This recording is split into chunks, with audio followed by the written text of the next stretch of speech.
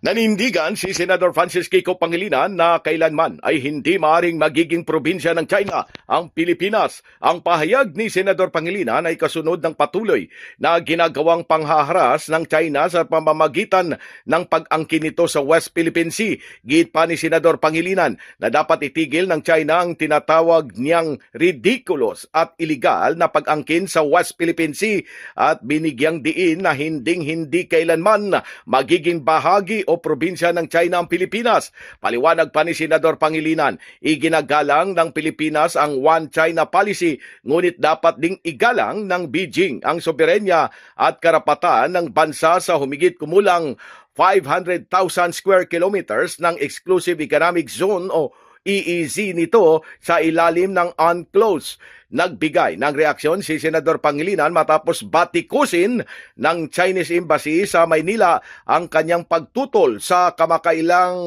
military drills ng China sa paligid ng Taiwan.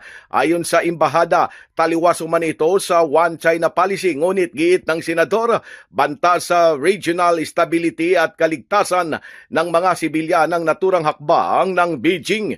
Binigyan din ni Senador Pangilinan na napatunayan na noon ng Pilipinas na hindi ito nagpapa-intimidate sa mga superpower ng palisin ng Senado ang mga base militar ng Estados Unidos noong 1991. Dagdag pa ng Senador, iginagalang ng mga Pilipino ang mamamayang Chino, ngunit hindi sila yuyuko sa anyay iligal na pulisiya at pag-angkin ng pamalaan ni Xi Jinping sa rehiyon.